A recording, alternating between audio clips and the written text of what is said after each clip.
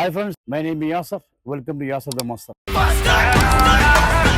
ഇന്നത്തെ നമ്മുടെ വീഡിയോ സാധാരണക്കാരനായ യാസർ എങ്ങനെ ഈ നിലയിലെത്തി, അതെങ്ങനെയാണ് എൻ്റെ വിജയം ഉണ്ടായതെന്ന് ഞാൻ നിങ്ങളുടെ മുമ്പിൽ ഒരു വീഡിയോ ആയിട്ടാണ് ഞാൻ നിങ്ങളുടെ മുമ്പിൽ വന്നിരിക്കുന്നത്. ഞാൻ ഈ ബോഡി ബിൽഡ് വരുന്നതിന് മുൻപ്, ഈ ട്രെയിനർ ആവുന്നതിന് മുൻപ് ഞാൻ എൻ്റെ നാട്ടിൽ കേരളത്തിലാണ്. എൻ്റെ വീട് കോഴിക്കോടാണ് താമസം. ഇവിടെ ട്രെയിനർ ആവുന്നതിന് മുൻപ് ഞാൻ ഒരുപാട് ജോലി എടുത്ത് ജീവിച്ച ആളാണ്. സാധാരണ ആദ്യമായിട്ട് ഞാൻ എൻ്റെ വീട്ടിൽ എൻ്റെ ഉമ്മ ഉണ്ടാക്കി തരുന്ന പലഹാരങ്ങളുണ്ട്, അത് എല്ലാ വീട്ടിലും സുബൈ നമസ്കാരം കഴിഞ്ഞ് ഞാൻ കൊണ്ടുപോയി വിറ്റ ഒരുപാട് ചരിത്രമുണ്ട്. പിന്നെ നമ്മുടെ കല്ലായിൽ, കോഴിക്കോട് കല്ലായി പുഴയുടെ തീരത്ത് ഒരുപാട് മരക്കമ്പനി ഉണ്ട്. അവിടെ തോല് പൊളിക്കാൻ പോയി മരത്തിന്റെ തോല് പൊളിച്ചിട്ട് അത് വിറ്റ് പൈസ ഉണ്ടാക്കിയിട്ട് ഞാൻ എൻ്റെ കുടുംബത്തിന്റെ നോക്കിയ കാലമുണ്ടായിരുന്നു. പിന്നെ നമ്മൾ ഡ്രൈനേജ് വെള്ളമുണ്ട് നാട്ടിൽ, ഡ്രൈനേജ് അതിലെ മണ്ണ് ചളിയും കോരാൻ പോയിട്ട് ഞാൻ അങ്ങനെ ജീവിച്ച ആളാണ്. പിന്നെ നമ്മുടെ നാട്ടില് കല്യാണത്തിനൊക്കെ ചോറ് വെക്കാൻ പോകുന്ന പരിപാടിയുണ്ട് നമ്മൾ കോഴിക്കോട് ടൗണിലുള്ള ആളുകൾക്കൊക്കെ. അവരെ കൂടെ ഞാൻ ചോറ് വെക്കാൻ ഹെൽപ്പർമാരായിട്ട് ഞാൻ പോയിട്ടുണ്ട്. അത് നാട്ടിൽ ഒരുപാട് പണി എടുത്ത് ഞാൻ എൻ്റെ കുടുംബം നോക്കിയ ആളാണ്. എനിക്ക് ഉപ്പുണ്ട്, ഉമ്മുണ്ട്. ഉപ്പ മരണപ്പെട്ടു 3 വർഷമായി. പിന്നെ നമ്മുടെ ഉപ്പക്കും ഉമ്മക്കും 4 മക്കളാണ്, 2 പെൺകുട്ടികളും 2 ആൺകുട്ടികളും. ആദ്യം എൻ്റെ ജ്യേഷ്ഠനാണ്, എൻ്റെ പെങ്ങളാണ്, പിന്നെ ഞാനാണ്, പിന്നെ എൻ്റെ പെങ്ങളാണ്. എല്ലാവരും കല്യാണം കഴിഞ്ഞു സന്തോഷമായിട്ട് അവർ ഇരിക്കുന്നുണ്ട്. ഞാൻ 10ാം ക്ലാസ് പഠിക്കുന്ന സമയത്താണ് എനിക്ക് ജിമ്മിനോട് ഒരു ഇഷ്ടം തോന്നുന്നത്.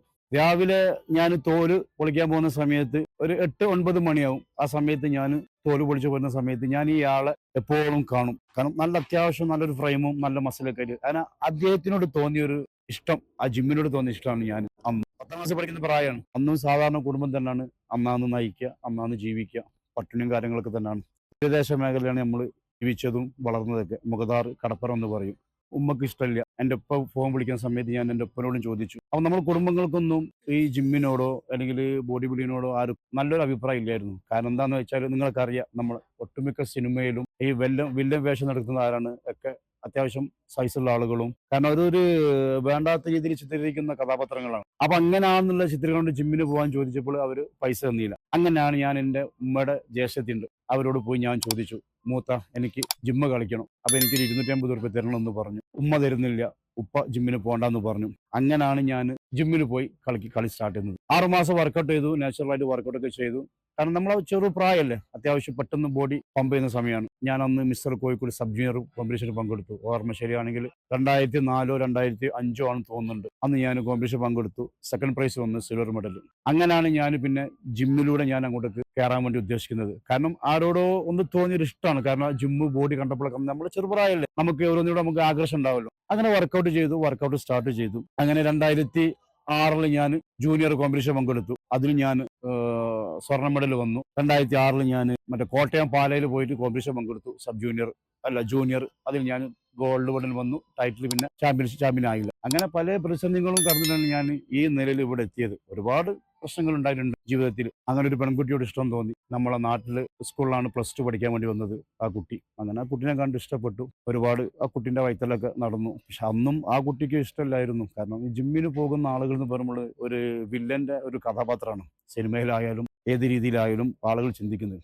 അങ്ങനെ ആ കുട്ടിന്റെ കുറെ പിറകിൽ നടന്നു. അങ്ങനെയാണ് പിന്നെ ആ കുട്ടിക്ക് എന്നോട് ഇഷ്ടമായി. ആ കുട്ടിന്റെ വീട്ടിൽ പോയി ഞാൻ അന്വേഷിച്ചു. എനിക്ക് ആ കുട്ടീനെ കെട്ടിച്ചേരണമെന്ന് പറഞ്ഞപ്പോൾ അവർക്കും എതിർപ്പായിരുന്നു. കാരണം അവർ അത്യാവശ്യം ഒരു നല്ലൊരു കുടുംബത്തിലുള്ള കുട്ടിയാണ്. ഇഷ്ടത്തിലായി, രണ്ടുപേർക്കും പിരിയാൻ പറ്റുന്ന അവസ്ഥകളൊക്കെ ആയി. അങ്ങനെ വീട്ടിൽ പോയി സംസാരിച്ചപ്പോൾ കൂട്ടുകുടുംബങ്ങളൊക്കെ അവരോട് പറഞ്ഞത്, മറ്റേ ജിമ്മ് കളിക്കുന്ന ആളുകൾക്കൊന്നും കുട്ടികളുണ്ടാവില്ല, അപ്പൊ നിങ്ങൾ കെട്ടിച്ചു കൊടുക്കണ്ട എന്ന് പറഞ്ഞു. ആ നിൽക്കുന്ന സമയത്താണ് ഞാൻ വിദേശത്ത് 2009 ഞാൻ വിദേശത്ത് ഒരു ട്രെയിനറായിട്ട് വരുന്നത്, ഫ്ലെക്സ് ജിമ്മിൽ. അപ്പൊ അതിന് മുന്നേ ഞാൻ 2005 2006 2008 ഞാൻ ഇവിടെ കോമ്പറ്റീഷൻ പങ്കെടുത്തിട്ടുണ്ട്. അങ്ങനെയാണ് ഞാൻ ഗൾഫിലേക്ക് ഞാൻ വരുന്ന സമയത്ത് എൻ്റെ വൈഫിനോട് ഞാൻ കാര്യങ്ങളൊക്കെ പറഞ്ഞു. സോറി, എൻ്റെ കല്യാണം കഴിക്കാൻ പോകുന്ന അവരോട് ഞാൻ കാര്യങ്ങളൊക്കെ പറഞ്ഞു. ഞാൻ ഇങ്ങനെ വിദേശത്ത് പോവാണ്, ഇൻഷാ അള്ളാ നമുക്ക് നല്ലൊരു ലൈഫൊക്കെ സെറ്റ് ചെയ്യാം, എന്നിട്ട് നമുക്ക് ഇൻഷാ അള്ളാ കല്യാണമൊക്കെ കഴിക്കാമെന്ന് പറഞ്ഞു. ഞാൻ ഇങ്ങോട്ട് 2009 വന്നു. അങ്ങനെ ഞാൻ പലതരം എൻ്റെ ഫാമിലിയായിട്ട് അവരോട് സംസാരിക്കും. കാരണം എനിക്ക് കെട്ടിച്ചേർന്ന ആ കുട്ടിയെ എനിക്ക് ഒരുപാട് ഇഷ്ടമാണെന്നൊക്കെ പറഞ്ഞു. പക്ഷെ അവർക്ക് എന്തോ ആർക്കും എന്തൊക്കെ പറഞ്ഞു കൊടുത്തൊരു ചിത്രം ഉണ്ടല്ലോ, ജിമ്മിന് പോകുന്ന ആളുകളൊന്നും ശരിയല്ല, കുട്ടികളുണ്ടാവില്ല എന്നൊക്കെ വേണ്ടാത്ത ഒരുപാട് തെറ്റിദ്ധാരണകൾ ആ കുടുംബത്തിന് അവർ പറഞ്ഞു വരുത്തി. അൽഹംദുലില്ലാ, ദൈവം സഹായിച്ചു ഞാൻ ആ കുട്ടിനെ കല്യാണം കഴിച്ചു. പല പ്രശ്നങ്ങളുണ്ടായിരുന്നു. അങ്ങനെ കുട്ടിയുടെ ഫാദർ ജോലി ചെയ്യുന്നത് സൗദി അറേബ്യയിലാണ്. BMW ഒരു നല്ലൊരു കമ്പനിയിലാണ് മൂപ്പര് അവിടെ സൂപ്പർവൈസറായി ജോലി ചെയ്യുന്നത്. അങ്ങനെ മൂപ്പര് നാട്ടിൽ വെക്കേഷന് പോകുന്ന സമയത്ത് വൈഫ് വിളിച്ചു പറയും, യാസർക്ക ഉപ്പ വരുന്നുണ്ട്, നിങ്ങളൊന്ന് വന്നിട്ട് ചോദിച്ചു നോക്കിയെന്ന് പറഞ്ഞു. ഞാൻ ആ ഉപ്പ പോകുന്ന സമയത്ത് ഞാനും പോകും നാട്ടിലേക്ക്. എൻ്റെ സ്പോൺസറോട് ലീവ് ചോദിക്കും. ഒരു വർഷമായാലും നമുക്കൊരു മാസം ലീവ് ഉണ്ട്. ആ ലീവിന് ഞാൻ പോകുമ്പോൾ അവരെ വീട്ടിൽ പോയിട്ട് വേണ്ടപ്പെട്ട ആളോട് സംസാരിക്കുമ്പോൾ അവർ പറയും, ഈ പ്രാവശ്യം എന്തായാലും ചെയ്യാൻ പറ്റൂല, ഞാൻ അടുത്ത പ്രാവശ്യം പോയി വരട്ടെ. അങ്ങനെ വീണ്ടും ഞാൻ തിരിച്ചു വരും. തിരിച്ചു വരുന്ന സമയത്ത് വീണ്ടും ഒരു വർഷം കഴിഞ്ഞ്, ഒരു വർഷമായി കഴിഞ്ഞാൽ വീണ്ടും വൈഫ് വിളിച്ച് പറയും, ഉപ്പ വരുന്നുണ്ട്, എന്താണെന്ന് വെച്ചാൽ നമുക്ക് സംസാരിച്ച് കൺഫേം ചെയ്യാമെന്ന് പറയും. ഞാൻ ഓക്കെ എന്ന് പറയും. ആ സമയത്ത് വീണ്ടും രണ്ടാമത്തെ വർഷം ഞാൻ എന്ത് ചെയ്യും, വീണ്ടും ഞാൻ നാട്ടിലേക്ക് പോകും. അവരുടെ കുടുംബങ്ങളായിട്ട് ഞാൻ സംസാരിക്കുമ്പോൾ അപ്പോൾ അവരെ ഫാദർ പറയും, എൻ്റെ മൂത്ത മകളെ കല്യാണം കഴിച്ച മാതിരി തന്നെ എൻ്റെ ചെറിയ മകളിനെ എനിക്ക് ആ രീതിയിൽ കല്യാണം കഴിക്കണം. അപ്പം ഇപ്പം സാമ്പത്തികമായിട്ട് എനിക്ക് കഴിയൂല. ഇൻഷാ അള്ളാ അടുത്ത വർഷം ഞാൻ പോയിട്ട് വരട്ടെ, എന്നിട്ട് നമുക്ക് നോക്കാം. ഞാൻ വീണ്ടും തിരിച്ചു പോകും. വീണ്ടും മൂന്നാമത്തെ വർഷം ഇതുപോലെ തന്നെ വൈഫ് പറഞ്ഞപ്പോൾ ഞാൻ പറഞ്ഞ വൈഫിനോട്, ഇനിയും നിങ്ങളെ ഫാമിലി നല്ലൊരു തീരുമാനം എടുക്കട്ടെ, എന്നിട്ട് ഞാൻ തിരിച്ചു വരാമെന്ന്. അല്ലാതെ നമ്മളിങ്ങനെ ഓരോ പ്രാവശ്യം പോകുന്ന സമയത്ത് എന്റെ സ്പോൺസർ എന്നോട് ചോദിക്കുകയാണ്, സാധാരണ അറബിക്കളാണ് രണ്ടും മൂന്നും കല്യാണം കഴിക്കൽ യാസ, ഇപ്പൊ നീ മൂന്നാമത്തെ വർഷമാണ് പോണത്, മൂന്ന് കല്യാണം കഴിച്ചോ എന്ന് ചോദിച്ചു. ഞാൻ എന്റെ കാര്യങ്ങളൊക്കെ പറഞ്ഞു, ഇതാണ് സിറ്റുവേഷൻ, കാരണം കല്യാണം കഴിഞ്ഞിട്ടില്ല. അവർ പോകുന്ന സമയത്ത് അവർ ഓരോരോ കാര്യങ്ങൾ പറയും. അപ്പം വീണ്ടും തിരിച്ചു വരും. അൽഹംദുലില്ലാഹ് ഇന്ന് എനിക്ക് 3 മക്കളുണ്ട്. എനിക്കിപ്പോൾ 3 മക്കളുണ്ട്. 3 പെൺകുട്ടികളാണ്. ഒരാളെ പേര് അമീന ജർവ, 11 വയസ്സായി. രണ്ടാമത്തെ മോളെ പേര് ഷേഖ മറവ, 7 വയസ്സായി. മൂന്നാമത്തെ മകളെ പേര് സഫ മനഹാൽ, അവൾക്ക് 3 വയസ്സായി. അപ്പൊ ഞാൻ പറഞ്ഞു വരാനുള്ള കാരണം, ഇന്നത്തെ കാലഘട്ടത്തിലാണ് നമ്മളൊരു പ്രേമം ഉള്ള 2 പേരാണെന്നുണ്ടെങ്കിൽ എന്നോ ഒളിച്ചോടിയിട്ടുണ്ടാവും. മനസ്സിലായില്ലേ? കാരണം ഇന്നത്തെ ട്രെൻഡ് അതാണ്. ഒരു മാസം 2 മാസം നമ്മൾ കണ്ട് പരിചയപ്പെടുമ്പോഴത്തേക്ക് പെരക്കാരെന്തെങ്കിലും ഇഷ്ടക്കേട് പറയുമ്പോൾ അവൾക്കൊപ്പം ഒളിച്ചോടാ, എന്നിട്ട് എവിടെയെങ്കിലും പോയി കല്യാണം കഴിച്ചിട്ട് എന്തെങ്കിലും പ്രശ്നങ്ങളെ 1-2 മാസം കൊണ്ട് തിരിച്ചു വീട്ടിലേക്ക് വരാം. അങ്ങനെയായിരുന്നു. പക്ഷെ നമ്മളെന്താണ് നമ്മൾ രണ്ടുപേരും പറഞ്ഞത്, നമ്മളെ കുടുംബം, നിന്റെ ഫാമിലിയും എൻ്റെ ഫാമിലിയും എന്നാണോ ഇതിൽ സപ്പോർട്ട് ചെയ്യുന്നത്, അന്ന് നമുക്ക് കല്യാണം കഴിക്കാം ഷെഫിയെ. കാരണം അത് നമുക്ക് സാക്ഷ്യത ഉണ്ടാവുള്ളൂ. കാരണം ഫാമിലിയും ഇഷ്ടപ്പെട്ട് കല്യാണം കഴിക്കുന്നത്, ആ സന്തോഷം വേറെ തന്നെയാണ്. കാരണം എനിക്ക് അവളെ വീട്ടിൽ പോവാം, അവൾക്ക് എൻ്റെ വീട്ടിൽ വരാം. ആ സന്തോഷ ജീവിതം, ആ ഒരു സന്തോഷ ജീവിതം അത് അനുഭവിച്ചവർക്ക് അതിൻ്റെ ഒരു ഒരുപാട് പ്രതിസന്ധികൾ ഇതിലൊക്കെ നമ്മൾ തരണം ചെയ്യണം. മരത്തിലെ തോല് പൊളിച്ചിട്ട് കൊണ്ടുവന്ന് വിറ്റിട്ട് വേണം എൻ്റെ വീട്ടിൽ അന്ന് ഭക്ഷണം ഉണ്ടാക്കാൻ. അങ്ങനത്തെ ഒരുപാട് സാഹചര്യങ്ങളിൽ ജീവിച്ചു പോയ ആളുകളാണ്. ഇന്ന് അതിനൊക്കെ ഒരു സമാധാനം, സന്തോഷം ഇന്ന് ഞാൻ ഒരുപാട് സ്വത്ത് ഉണ്ടാക്കിയിട്ടുണ്ട്. അൽഹംദുലില്ലാഹ് അതൊക്കെ എൻ്റെ പഠിച്ചവൻ എനിക്ക് തന്ന സാധനമാണ്. അതെൻ്റെ കഴിവ് കൊണ്ടും എൻ്റെ പ്രയത്നം കൊണ്ടും എൻ്റെ കുടുംബത്തിന്റെ പ്രാർത്ഥന കൊണ്ടാണ് ഞാൻ ഇന്ന് നിലനിൽക്കുന്നത്. അപ്പം ഈ ബോഡി ബിൽഡിങ്ങിലേക്ക് വരാനുള്ള ആളുകൾ തീർച്ചയായിട്ടും ഇതിലേക്ക് കടന്നു വരണം. അസൂയക്കാരുണ്ടാവും, ഇതിനെ എതിർക്കാൻ ആളുകളുണ്ടാവും, ഇതിനെ തള്ളിപ്പറയാൻ ആളുകളുണ്ടാവും. എൻ്റെ കുടുംബം പോലും എനിക്കെതിരായിരുന്നു ഞാൻ ജിമ്മ് കളിക്കാൻ പോകുന്നതിന്. എൻ്റെ ഉപ്പ എന്നോട് പറഞ്ഞത്, എൻ്റെ കുടുംബത്തിൽ ഇതുവരെ ആരും ജിമ്മ് കളിക്കാൻ പോയിട്ടില്ല. എൻ്റെ ഉമ്മ ആയാലും അതന്നാണ്. കാരണം സാധാരണക്കാരൻ, അവർക്ക് അറിയില്ലല്ലോ എന്താണ് ജിമ്മ്, എന്താണ് ഈ ലൈഫ് ഒന്നും അവർക്ക് അറിയില്ല. ഒരു സാധാരണ ജീവിതത്തിൽ കുടുംബത്തിൽ വന്ന് ജീവിച്ച് മരിച്ചു പോകുന്ന ആളുകളാണ്. അങ്ങനെയാണ് ഞാൻ അൽഹംദുലില്ലാഹ് ഈ നിലയിലെത്തിയത്. ഞാൻ ഇങ്ങനെയൊക്കെ ആവാനുള്ളൊരു കാരണം ഞാൻ എൻ്റെ വീഡിയോയിൽ ഞാൻ പറഞ്ഞിരുന്നു. ഞാൻ തോല് പൊളിക്കാൻ പോകുന്ന സമയത്താണ് ഞാനൊരാൾ ജിമ്മ് കളിച്ച് പോകുന്നത് കണ്ടിട്ട് ഞാൻ അങ്ങനെ ഒരു മോട്ടിവേഷൻ വന്നിട്ടാണ് ജിമ്മിന് കളിക്കാൻ പോയതെന്നുള്ളത്. 2012 ഞാൻ ദുബായിൽ നിന്ന് മറ്റേ കോമ്പറ്റീഷന് പോകുന്ന സമയത്ത് നമ്മൾ കോഴിക്കോട് ഗുജറാത്ത് സ്കൂളിൽ വെച്ചിട്ടാണ് കോമ്പറ്റീഷൻ. അന്ന് ഞാൻ ആ പ്രൈസ് മേടിക്കുന്ന സമയത്ത്, ടൈറ്റിൽ ചാമ്പ്യൻ ഓഫ് ദ ചാമ്പ്യനായ സമയത്ത് എനിക്ക് അന്നൊരു ബൈക്ക് കിട്ടിയിരുന്നു. ആ ബൈക്ക് കിട്ടിയ സമയത്ത് ഞാൻ ആ ബൈക്ക് കൊടുത്തിട്ട് എൻ്റെ ഉപ്പക്ക് ഞാനൊരു ആക്റ്റീവ് ബൈക്ക് വാങ്ങിച്ചു കൊടുത്തു. ഞാൻ അതിലൊരുപാട് സന്തോഷം എൻ്റെ ഉപ്പക്ക് ഉണ്ടായിരുന്നു. കാരണം എൻ്റെ ഉപ്പ ജീവിതത്തിൽ വണ്ടി ഓടിച്ചിട്ടില്ല. കാരണം ലൈസൻസും കാര്യങ്ങളൊക്കെ ഉണ്ട്, പക്ഷെ വണ്ടി വാങ്ങുന്ന സാമ്പത്തികമോ അങ്ങനത്തെ കാര്യങ്ങളൊന്നും ഇല്ലാത്തൊരു വ്യക്തിയായിരുന്നു. അതൊരുപാട് ആളുകളോട് ആ സന്തോഷം മുമ്പിൽ പറഞ്ഞിട്ട്, ആ ആളുകൾ എന്നോട് വന്ന് പറഞ്ഞ ഒരുപാട് കഥകൾ ഞാൻ കേട്ടിട്ട് എനിക്ക് ഒരുപാട് സന്തോഷമായിട്ടുണ്ട്. കാരണം അതൊക്കെ ജീവിതത്തിലൊക്കെ അത് അനുഭവിച്ചവർക്ക് അതിന്റെ സന്തോഷം ഉണ്ടാവുള്ളൂ. ആ 2012 ഞാൻ ചാമ്പ്യൻഷിപ്പ് അടിച്ച സമയത്ത് ആ വ്യക്തി, അതായത് എനിക്ക് മോട്ടിവേഷൻ തന്ന ആ വ്യക്തി, ആ കോമ്പറ്റീഷന് വന്നപ്പോൾ എന്നോട് ഞാൻ പറഞ്ഞിരുന്നു, ഞാൻ നിങ്ങളെ കണ്ടിട്ടാണ് ഞാൻ ജിമ്മ് കളിക്കാനും ഞാൻ ഈ രീതിയിൽ ഇവിടെ എത്താനുള്ള കാരണമാണ് ഉണ്ടായതെന്ന് ഞാൻ അവിടെ പറഞ്ഞു. അവരുടെ പേര് അനൂപ് എന്നാണ്. എൻ്റെ കൂടെ പിന്നെ അവർ ജിമ്മ് കളിച്ചിരുന്നു ഏഷ്യൻ ഫിറ്റ്നസ്സിൽ, ഫ്രാൻസിസ് റോഡ് ഇടിയാങ്ങലിലും. ഇന്ന് മൂപ്പർ എനിക്ക് തോന്നുന്നത് നമ്മളെ മലബാർ ഗോൾഡിലെ എന്തോ ഒരു സ്ഥാനത്തിരിക്കുന്ന വ്യക്തിയാണ്. അനൂപ് എന്നാണ് പേര്. പല പ്രാവശ്യം ഞാൻ മൂപ്പരെ കണ്ടിട്ടുണ്ട്. അപ്പം മൂപ്പരെ കണ്ടിട്ടാണ് എൻ്റെ ജീവിതത്തിലേക്ക് ഇങ്ങനത്തെ ഒരു വൈത്തിരിവ് ഉണ്ടായത്. അപ്പോൾ എനിക്ക് പറയാനുള്ളത്, ഈ മേഖലയിലേക്ക് വരാൻ ഒരുപാട് ആൾ ആഗ്രഹിക്കുന്നുണ്ട് നമ്മുടെ നാട്ടിൽ, ചെറുപ്പക്കാർ. അപ്പോൾ എനിക്ക് നിങ്ങൾക്ക് തരാനുള്ള നിർദ്ദേശം, നിങ്ങൾ തീർച്ചയായിട്ടും മേഖലയിലേക്ക് വരണം. അപ്പൊ എനിക്ക് നിങ്ങളോട് പറയാനുള്ളത് ഒരു ഒറ്റ കാര്യം മാത്രമേ ഉള്ളൂ. ഈ മേഖലയിൽ നിങ്ങൾക്ക് വരണമെന്നുണ്ടെങ്കിൽ തീർച്ചയായിട്ടും നിങ്ങൾ എല്ലാവരും വിജയിക്കും. അപ്പൊ അതിന് നമ്മൾ ചെയ്യേണ്ട ഒരു കാര്യമുണ്ട്. നമ്മൾ സാധാരണ ജിമ്മിൽ പോയി കളി വർക്കൗട്ട് ചെയ്തിട്ട് ട്രെയിനായിട്ട് കാര്യമില്ല. നമ്മൾ ബോഡി ബിൽഡിംഗ് ചെയ്ത് ആ ബോഡി ബിൽഡിങ്ങിലൂടെ നമുക്കൊരു അറിവ് കിട്ടാനുണ്ട്. അത് പിന്നെ നമ്മൾ ബോഡി ബിൽഡിംഗ് നമ്മൾ പഠിക്കുക, എന്താണ് നമ്മളൊരു ക്ലൈന് വന്നാൽ നമ്മൾ എന്താ കൊടുക്കേണ്ടത്. ഇപ്പോൾ സാധാരണക്കാരൻ മനുഷ്യൻ വന്നാൽ, അതായത് ഒരു നോർമൽ ബോഡിയുള്ള ആൾ വന്നു കഴിഞ്ഞാൽ എന്താണ് അവനക്ക് വർക്കൗട്ട് കൊടുക്കേണ്ടത്, ഒരു ഫാറ്റ് ഉള്ള മനുഷ്യനക്ക് എങ്ങനെയാണ് അവനക്ക് ഡയറ്റിങ് ചെയ്തിട്ട് അവനെ ഫിറ്റായിട്ട് അവനക്ക് ഫാറ്റ് കുറച്ച് മസിൽ കട്ടാക്കി കൊടുക്കേണ്ടത് എന്നൊക്കെ നമ്മൾ പഠിച്ചിട്ട് നമ്മൾ ട്രെയിനിങ് ചെയ്ത് നമ്മൾ സർട്ടിഫിക്കറ്റ് വാങ്ങിയിട്ട് നമുക്കൊക്കെ വിദേശത്തേക്ക് ജോലി വരുന്നുള്ള ഒരുപാട് ആഗ്രഹിക്കുന്ന ആളുകളുണ്ട്. നമ്മളൊക്കെ അന്ന് ജോലിക്ക് വരുന്ന സമയത്ത് നമ്മളെ പ്രൊഫഷൻ നമുക്ക് വേണ്ടായിരുന്നു.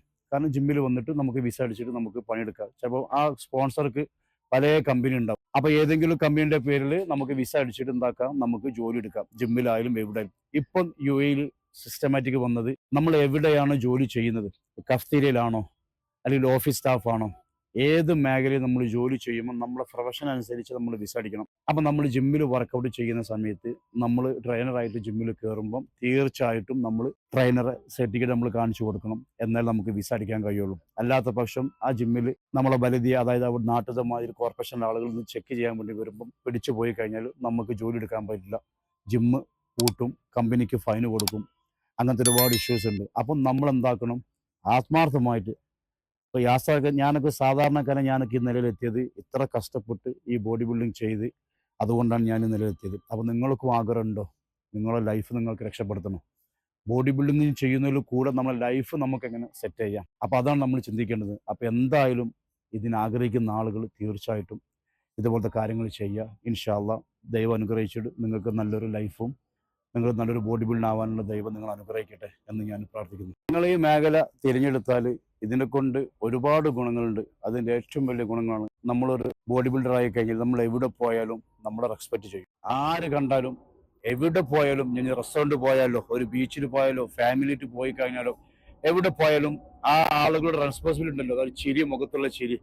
അല്ലെങ്കിൽ പുറത്തുള്ള വേറുള്ള വിദേശത്തെ ആളുകൾ വന്നു കഴിഞ്ഞാൽ ആഫ്രിക്കൻസോ അല്ലെങ്കിൽ മറ്റുള്ള പാകിസ്ഥാനിയോ അങ്ങനത്തെ പുറത്ത് നമ്മൾ ഇന്ത്യ വിട്ട് രാജ്യക്കാർ നമ്മൾ കണ്ടു കഴിഞ്ഞാൽ brother keep it up, nice body, അത് കേൾക്കുമ്പോൾ നമുക്ക് ഒരുപാട് സന്തോഷമാണ്. മനസ്സിലായോ? ഓരോരുത്തർ നമ്മൾ കണ്ട് ചിരിക്കുമ്പോൾ nice body brother, keep it up, good body, അതൊക്കെ പറയുമ്പോൾ നമുക്ക് മനസ്സിലാവുന്ന സന്തോഷം ഒരുപാട് സന്തോഷമാണ്. അപ്പോൾ അതും കൂടി നമുക്കിത് ഉൾക്കൊള്ളണം നമ്മൾ ഈ ലൈഫിൽ വരുമ്പോണ്ടാകുന്ന സംഭവം. പിന്നെ ഞാൻ 2009 ഞാനിവിടെ ഒറ്റയ്ക്ക് വന്ന ആളാണ്. ഞാൻ ഒരുപാട് കഷ്ടപ്പാട് അനുഭവിച്ചിട്ടുണ്ട്. ലേബർ ക്യാമ്പിലാണ് ഞാൻ കിടന്നത്. എൻ്റെ ഡ്യൂട്ടി രാവിലെ 10 മണി മുതൽ രാത്രി 12 മണി വരെയാണ്. കാരണം ഞാൻ നാട്ടിൽ ഡ്യൂട്ടി എടുത്തത് രാവിലെ 5 മണിക്ക് ജിം ഓപ്പൺ ആക്കുക, 9 മണിക്ക് ജിം ക്ലോസ് ചെയ്യും രാവിലെ. പിന്നെ വൈകിട്ട് 5 മണിക്ക് ജിം ഓപ്പൺ ആക്കും, രാത്രി 9 മണിക്ക് ജിം ക്ലോസ് ചെയ്യും. ആ ഒരു പ്രതീക്ഷയിലാണ് ഞാൻ ദുബായിലേക്ക് വന്നത് 2009. ഇവിടെ വന്നപ്പോൾ ഇവിടെ 24 മണിക്കൂർ ജിം ഓപ്പൺ ആണ്. 12 മണിക്കൂറാണ് ഇവിടുത്തെ ഡ്യൂട്ടി. 12 മണിക്കൂർ. പക്ഷെ ഞാൻ വന്ന സമയത്ത് 14 മണിക്കൂർ ഞാൻ ഡ്യൂട്ടി എടുത്ത ആളാണ്. ജിമ്മ് ഒരു ഭാഗത്തായിരിക്കും, നമ്മുടെ റൂം ഒരു 10-30-40 കിലോമീറ്റർ ദൂരത്തായിരിക്കും. ഞാൻ ദുബായിൽ വന്ന സമയത്ത് എൻ്റെ ജിമ്മ് അബുഹയിൽ എന്ന് പറഞ്ഞ സ്ഥലത്താണ്. കാരണം ദുബായ് പരിചയമുള്ള ആളുകൾക്ക് ചിലപ്പോൾ ന്യൂസ് കേൾക്കുമ്പോൾ അല്ലെങ്കിൽ ഇതിൻ്റെ വീഡിയോ വീക്ഷിക്കുമ്പോൾ അത് മനസ്സിലാവും ദൂരം എത്ര എന്നുള്ളത്. അവിയറിലായിരുന്നു എൻ്റെ റൂം. ഞാൻ ഇവിടുന്ന് 12 മണിക്ക് ഡ്യൂട്ടി കഴിഞ്ഞ് എന്നെ വിളിക്കാൻ വേണ്ടി വരും. നമ്മളെ സ്റ്റാഫിനൊക്കെ കൊണ്ടുപോകും അവിയറിൽ. 2 ബാത്റൂമും 30 പേര് 35 പേരായിരുന്നു അന്ന് ഒരു ബാത്റൂം യൂസ് ചെയ്തത്. അത്രത്തോളം കഷ്ടപ്പെട്ടിട്ട് ഞാൻ ഈ നിലയിലെത്തിയ ആളാണ്. 2 നേരത്തെ ഭക്ഷണമായിരുന്നു കഴിക്കല്. കാരണം പൈസ 1200 ദിറംസ് ആയിരുന്നു അന്നത്തെ എൻ്റെ സാലറി. 2009 1200 റുപ്യാണ് സാലറി ദിറംസ്. 400 ദിറംസ് റൂമിന് കൊടുത്തു കഴിഞ്ഞാൽ പിന്നെ 800 ദിറംസ് ഉണ്ടാവും. 800 ദിറംസ് ഞാനൊരു 300 ദിറംസ് ഞാൻ ഭക്ഷണം കഴിക്കും ദിവസം. പിന്നെ ബാക്കി കയ്യിൽ 500 ദിറംസ് എൻ്റെ നാട്ടിൽ കഴിക്കണം, മെച്ചപ്പെട്ടത് എൻ്റെ സമ്പാദ്യം ആക്കി വെക്കണം. അങ്ങനെ 4-5 വർഷം ഞാൻ അങ്ങനെ ഒരുപാട് കഷ്ടപ്പെട്ടിട്ട് ഞാൻ ഈ ജോലിയിൽ നിന്നും നേടിയെടുത്തതാണ്. പക്ഷെ അതിനൊക്കെ ദൈവം ഇന്ന് നല്ലൊരു വിജയം എനിക്ക് തന്നു. 17 വർഷമായി ഞാനിവിടെ ദുബായിൽ ജോലി ചെയ്യുന്നത്. എൻ്റെ കല്യാണം കഴിഞ്ഞിട്ട് 13 വർഷമായി. 12 വർഷമായി ഞാനും എൻ്റെ വൈഫും എൻ്റെ മക്കളും സന്തോഷമായിട്ട് ഇവിടെ ജീവിക്കുന്നു. ഒരുപാട് സന്തോഷമായിട്ട്. അപ്പോൾ ഇതൊക്കെ എൻ്റെ ഈ മേഖലയോട് എനിക്ക് കിട്ടിയൊരു വിജയമാണ്. സന്തോഷം പറഞ്ഞാൽ അൽഹംദുലില്ലാഹ് ദൈവം സഹായിച്ചിട്ട് ഒരു ബുദ്ധിമുട്ടും നമുക്കില്ല. ഇപ്പം നമ്മൾ ഫിഷ് മേടിക്കാൻ വേണ്ടി വന്നതാണ്. അപ്പോൾ ഫിഷ് മാർക്കറ്റ് ഒന്നൊരു ഔട്ട്ഡോർ എടുക്കാമെന്ന് ചോദിച്ചാൽ അങ്ങനെ വന്നതാണ്. ദുബായിൽ ഫിഷ് മാർക്കറ്റാണ് ഈ കാണുന്ന നമ്മളെ ഈ ഏരിയ. അപ്പോൾ സന്തോഷമായിട്ട് നമ്മൾ കഴിഞ്ഞു പോകുന്നുണ്ട്. ഇനിയും അങ്ങോട്ടേക്ക് ദൈവം സന്തോഷമായിട്ട് നമ്മൾ ലൈഫ് മുന്നോട്ട് പോട്ടെ എന്ന് ഞാൻ പ്രാർത്ഥിക്കുന്നു. അപ്പോൾ എന്തായാലും നിങ്ങൾ ഈ മേഖലയ്ക്ക് ഇറങ്ങി വരണം. ഇതിനെതിർക്കാനും ഇതിനില്ലാതാക്കാനും ഒരുപാട് ആളുകളുണ്ടാവും. മനസ്സിലായി? കാരണം അവർക്കൊന്നും ഇത് കഴിയാതെ അവർ വൈമിലിട്ടിട്ട് പോയ ആളുകളാണ്. നമ്മളത് കഷ്ടപ്പെട്ട് നമുക്ക് അവിടെ ഒരു എത്തണം എന്നുള്ളൊരു താല്പര്യമുള്ളത് കൊണ്ടും നമ്മളെ കുടുംബത്തിന് നമുക്ക് സന്തോഷമായിട്ട് നോക്കണം എന്നുള്ള താല്പര്യമുള്ളത് കൊണ്ടും നമ്മൾ പിടിച്ചു നിന്ന് പ്രയാസങ്ങളുണ്ടാവും, പ്രതിസന്ധികളുണ്ടാവും, ഒരുപാട് പ്രയാസങ്ങളുണ്ടാവും. ഈ മേഖല എന്ന് പറഞ്ഞ പ്രയാസങ്ങളും പ്രശ്നങ്ങളുള്ള മേഖലയാണ്. ഏത് മേഖലക്കും ഉണ്ടാവും അതിലെ പ്രശ്നങ്ങളുണ്ടാവും. സാധാരണ കൂലിപ്പണിക്കുന്ന ആളുകൾക്ക് ഉണ്ടാവും, മാർക്കറ്റ് പണിക്കുന്ന ആളുകൾ, വെജിറ്റബിൾ മാർക്കറ്റ് പണിക്കുന്ന എല്ലാവർക്കും അതിൻ്റെതായ പ്രശ്നങ്ങളും പ്രയാസം. പക്ഷേ ഈ മേഖല എന്ന് പറഞ്ഞാൽ നമ്മൾ ഇതിൽ വിജയിച്ചു പോയി കഴിഞ്ഞാൽ നമ്മളെ ലൈഫ് അള്ളാഹു സേഫ്റ്റി ആക്കും. അത് 100% ശരിയാണ്. അപ്പോൾ എന്തായാലും ഇതിലേക്ക് മുന്നോട്ട് ഇറങ്ങിയിട്ട് വരാം. ആരും ഇതിൽ പതറി നിൽക്കരുത്. ആരും പതറി നിൽക്കരുത്. ഇതിൻ്റെ ഗുണം എന്താണെന്ന് വെച്ചാൽ നമ്മളെ ലൈഫ് നമുക്ക് സെറ്റ് ചെയ്യാം. നമ്മളെ കാര്യങ്ങൾ ഇതിൽ നമുക്ക് സെറ്റ് ചെയ്യാം. നമ്മളെ ലൈഫ് പിന്നെ നമ്മൾ വർക്കൗട്ടും കാര്യങ്ങളും ഇതന്നെ നമ്മളെ ലൈഫ് എന്ന് പറയുന്നത് നമ്മളെ വർക്കൗട്ടാണ്. നമ്മളെ ജോലി എന്ന് പറയുന്നത് വർക്കൗട്ടാണ്. ഇതിലൂടെ നമ്മൾ സന്തോഷമായിട്ട് ഹാപ്പി ആയിട്ട് മുന്നോട്ട് പോകും. അപ്പോൾ എല്ലാവർക്കും നല്ലൊരു ദിവസം ഞാൻ ആശംസിക്കുന്നു. എൻ്റെ ജീവിതത്തിൽ ഏറ്റവും വലിയ ഡ്രീമായിരുന്നു ഞാനൊരു ബോഡി ബിൽഡർ ആവണം എന്നുള്ളത്. ദൈവം സഹായിച്ച് ഞാൻ ബോഡി ബിൽഡറായി. അതിലൂടെ ഒരുപാട് വിജയങ്ങൾ ഞാൻ നേടിയെടുത്തു. അതുപോലൊരു ഡ്രീമായിരുന്നു ഞാൻ ഇഷ്ടപ്പെട്ട കുട്ടീനെ എനിക്ക് കല്യാണം കഴിക്കുക എന്നുള്ളത്. അതും ഈ മേഖലയുടെ കൂടെ തന്നെ ഞാനത് സാധിച്ചെടുത്തു. എനിക്ക് 3 കുട്ടികളെ ദൈവം തന്നു. സന്തോഷമായിട്ട് ആ കുടുംബം ജീവിച്ചു പോകുന്നുണ്ട്. അതിലുപരി ഇപ്പം എൻ്റെ ഒരു ഡ്രീം എന്ന് പറയുന്നത് ഒരു വലിയൊരു പ്രൊജക്റ്റാണ്. നമ്മൾ ദുബായ് സിസ്റ്റത്തിൽ നല്ലൊരു അടിപൊളി ജിമ്മ് എൻ്റെ നാട്ടിൽ കോഴിക്കോട് തുടങ്ങണമെന്നൊരു ആഗ്രഹമുണ്ട്. ഇൻഷാ അള്ളാ അതും ഞാൻ ഒരു 2-3 വർഷം കൊണ്ട് ഞാനത് പ്രൊജക്റ്റ് നമ്മുടെ നാട്ടിൽ നമ്മളെ നാട്ടുകാർക്ക് നമ്മൾ ദുബായ് സിസ്റ്റത്തിൽ സാധാരണ സിസ്റ്റമാറ്റിക് അല്ല ദുബായ് സിസ്റ്റത്തിൽ ഞാനൊരു ജിമ്മ് തുറന്ന് എൻ്റെ ഒരു വലിയൊരു ഡ്രീമാണ്. ഇൻഷാ അള്ളാ ദൈവം അത് സാധിച്ചു തരാണെങ്കിൽ എത്രയും പെട്ടെന്ന് തീർച്ചയായിട്ടും ആ ഒരു പ്രൊജക്റ്റിൽ ഞാൻ എൻ്റെ കോഴിക്കോടിൽ ഞാൻ കൊണ്ടുവരും. അതിന് ദൈവത്തിൻ്റെ എല്ലാ സഹായവും ഉണ്ടാവും ഞാൻ പ്രാർത്ഥിക്കുന്നു. അതുപോലെ നിങ്ങൾക്കും ഈ മേഖലയിൽ വരാൻ ഉദ്ദേശിക്കുന്ന നിങ്ങൾക്കും നല്ലൊരു ജീവിതം ദൈവം തരട്ടെ എന്ന് പ്രാർത്ഥിക്കുന്നു.